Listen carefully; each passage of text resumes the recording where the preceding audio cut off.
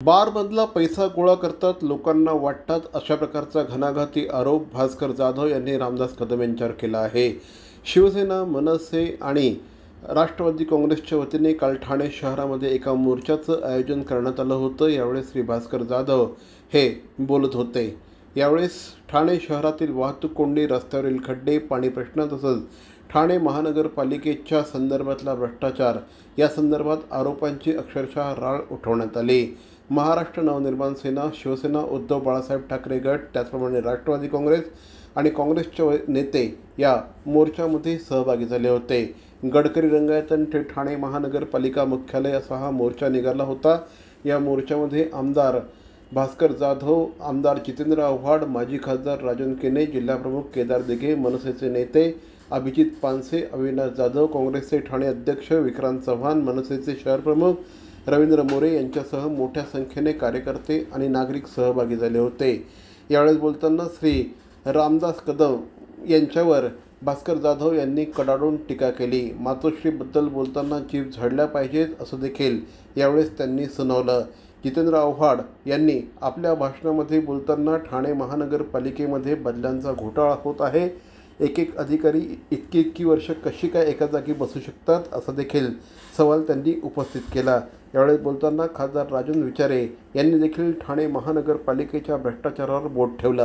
2 वर्षांना तुमची बदली होणार नाही। या ठिकाणी हे शहर त्यावेळेला टी चंद्रशेखर म्हणून कमिशनर होते। हिंदू हृदय सम्राट शिवसेना प्रमुख मान्य बाळासाहेब ठाकरेंसारखा त्यांच्या पाठीवर खंबीर नेता होता, हे मान्य करतो। त्यांची सत्ता असताना, त्यांचे नेते असताना त्याने ऐकले नाही। पण IAS लॉबी किंवा IPS अधिकारी, IFS अधिकारी म्हणून या सरकारचं किंवा देशाचं या प्रशासनाची स्टील बॉडी म्हणून समजली जाते। म्हणून होणार आहे का तुमची बदली होईल? बदली होईल। आज रस्त्यावर उतरलेले एवढे माणसांचा जनाक्रोश लक्षात घेऊन तुम्ही ही मनाची तयारी करा की होऊ दे बदली, पण मी माझं कर्तव्य पार पाडेल। कसल्या दबावाखाली वावरताय साहेब? कुठल्या दबावाखाली वावरताय? काही दबावाखाली वापरू नका, तुमचं काही होणार नाही। तुमच्या अधिकाऱ्यांना आधी इतके अधिकार दिलेले आहेत की आता आम्ही तुमच्यासमोर किती बोललो तर फक्त तुम्ही आमचा रिस्पेक्ट म्हणून होईल होय म्हणाल, पण काही केलं नाही तरी तुम्हाला कोण काय करू शकत नाही। इतके तुम्हाला आता अधिकार निश्चित कारवाई करा, आम्ही तुमचं स्वागत करू। यापेक्षा जास्त मी काही बोलत नाहीये, पण तुम्ही जर कारवाई केलीत नाही तर मात्र तुम्हाला नागपूरच्या अधिवेशनाला आम्ही यायला लावू, एवढं मात्र तुम्हाला सांगतो। बनवण्याचं काम तुम्हीच तुमच्या देखरेखीखाली, आता ते ज्याचं नाव तुम्ही आता बोलला, तुम्ही अर्धवट विषय सोडता। आम्ही सुरू केला। हा नाही ऐका, तो ज्या त्या माणसाची तक्रार आहे ना साहेब, आमची तोच विषय आहे साहेब। मोर्चेचं काय करणार तुम्ही मोर्चेचं काय करणार साहेब?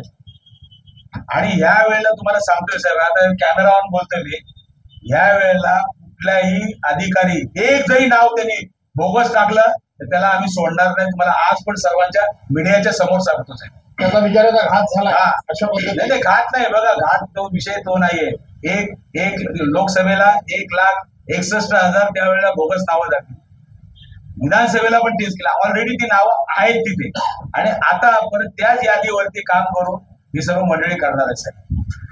आणि महानगरपालिकेला ह्या सर्व गोष्टी चालतात साहेब, म्हणून तिथे चांगला अधिकारी त्या ठिकाणी पाहिजे, त्याची तुम्ही बदली करून टाका साहेब।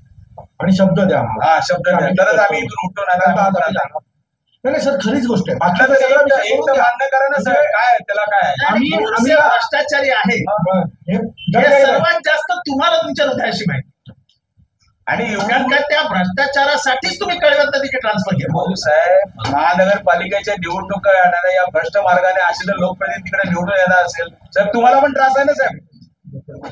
हा त्रास तुम्हाला पण आहे, लोकांना त्रास आहे।